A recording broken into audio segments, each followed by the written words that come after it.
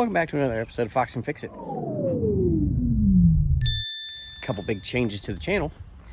Sold the Dodge Raider, picked up another project car. Well, project vehicle. It's not really a car. It is the most project vehicle of any project vehicle that's ever been done on the planet. And I just mean that as a classification of vehicles, not this specific one, but when you see it, you'll know what I'm talking about. So, here we go. I bought a CJ5. And why is it the perfect project, you say? Well, A, parts readily available for every Jeep ever made. And everybody and their brother has done everything you can think of to every Jeep ever made. So if you want to swap anything, fix anything, repair, upgrade, whatever, it's out there. Good thing about this Jeep is literally almost nothing right with it. So plenty of things to do. Let me give you a tour. This thing was originally either white or gray. I'm gonna go with white, and that's primer. But this paint they put on peels off like a sunburn, so that's cool. It does have a tilt steering wheel, and in fact, this thing's got extra tilt. That's right, because, well, it's not exactly bolted all the way in yet. You can just push down like this, move the whole column. May not know this, but that's a very rare option on these. Did I mention this is a 4-cylinder? Not just any 4-cylinder. This is the Iron Duck. Iron Duke, GM 2.5. How do you know it's GM? It says so right there, and right there. Obviously, really liked green because the brake lines are green. And wiring harness, green. But they didn't care enough to actually move anything, so it's only green on the part they could get to. Great, fantastic, whatever. There is almost no good body work on it, however. The body that is here is pretty solid, except for that, and that. That's not so good. Little hole right there. That spot's not the greatest. Floors have been patched, but not patched horribly, so they'll live for now. That's on both sides. They did a decent enough job, so we'll take that for now. This does have the ill-fated light-duty SR4 4-speed transmission. And no, 4-speed does not mean overdrive. It just means it's like 4-to-1 low and 1-to-1 fourth gear. And as you can see, these seats, well, there's nothing I really need to do here. These are good. Yeah, fantastic. Both of them. Back here, floor is solid, so that's nice. The seat in the back, Levi's edition, but it's like Levi's on a dead body. This seat's done. Yep, junk. And over here on the driver's side, better look at this floor. It's patched. It's not patched perfectly, but it's not terrible. So even underneath,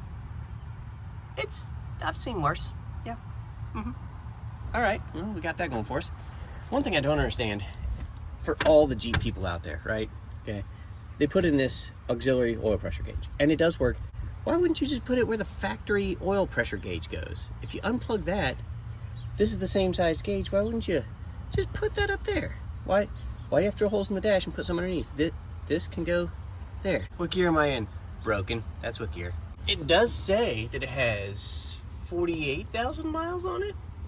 Who knows? I don't know. Gas gauge does work. Temp gauge does not work. But there's a temp gauge here. And this one does work. Filthy. It's in a horrible spot, but it does work. Wiper washer. Yeah, probably frozen. Might come free. Vent still works. I don't think that fan's gonna come on at all ever again. It was an automatic. And now it's stick shift. We'll knock the pin out of this and just take this part off. We don't need that anymore. Does have real tilt steering. Does have clicky turn signals that don't really seem to work. That's probably garbage. But the headlights do work. Look at that. Nice switch. Windshield, oh no, that's fine. It's just got a big crack in it. It's okay. But the windshield frame, that's pretty good. Including for bikini top up here. That's usually rotted out. Hood is in okay shape, outside of surface rust and a crappy paint job. And look at this, chrome vent cover. I mean, what are you doing if you don't paint it green and have a chrome vent cover? All the wiring is very suspect, very, very suspect.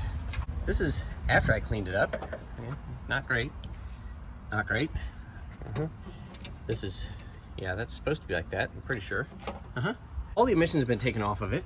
This used to be EGR, that's blocked off, I'm fine with that. Tons of vacuum hoses that have just been capped off, except for this one, which is choke pull off, which we still need, which we can just move down to here and take this whole thing out and put a pipe plug in and get rid of that mess right there. Fuel line, pretty much just kinked shut, but you know, it's put enough through for it to run, so can't complain there, I guess. It's got the old HEI ignition, which is completely oil covered. That's a preservative, right? Rat's nest of wiring down here. The boots aren't stuck on. I guess that's fine. Only thing left on this canister is the tank vent, which we can actually move up to somewhere over here and do sort of like a differential vent on that. That's not going to be a big deal. We can fix that. Bracket for the jack is still here. No jack though. Dimension, chrome hood latches, and a nice long-term covering of some sort of mildew, sap combination. Yeah, that's gonna be fun to get off, right? I've nearly got a passenger side mirror. I'm not touching these seat belts except to cut them out because they're completely disgusting. It does have these factory fender flares, which are pretty nice, except for this one, which is, well, used to be nice.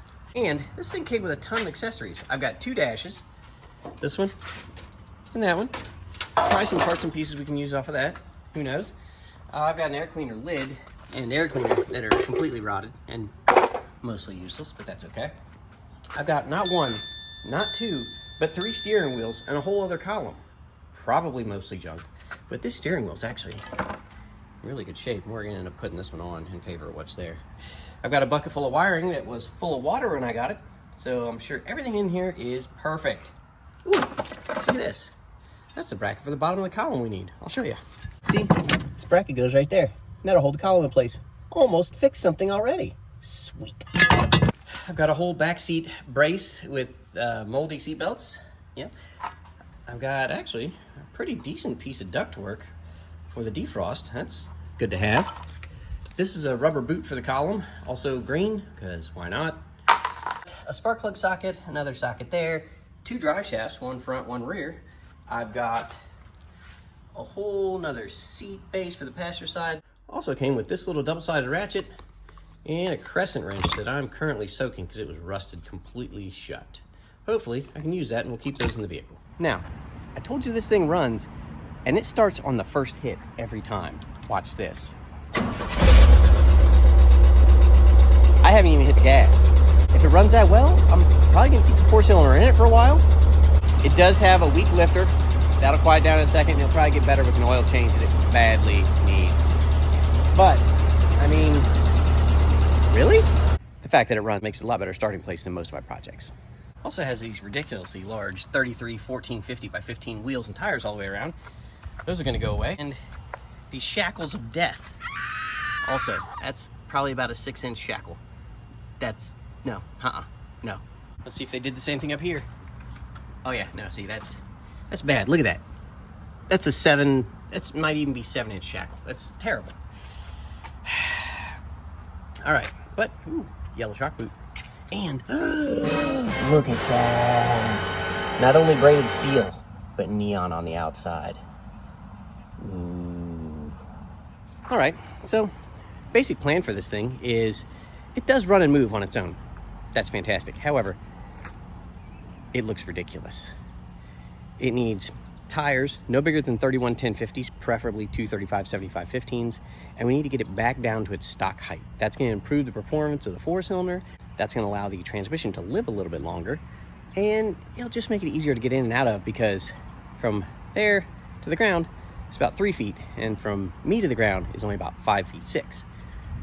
So if I can get that lower, since I can't raise me up, that'll make it easier for me. Outside of that, we're going to definitely need to replace those seats because I don't even want to sit in that thing right now. But we also need a bikini top, possibly some half doors, and it can't stay green. It cannot. Even if it means we rattle can it or we go get like a Harbor Freight paint sprayer and spray it outside, we're going to make it something not green.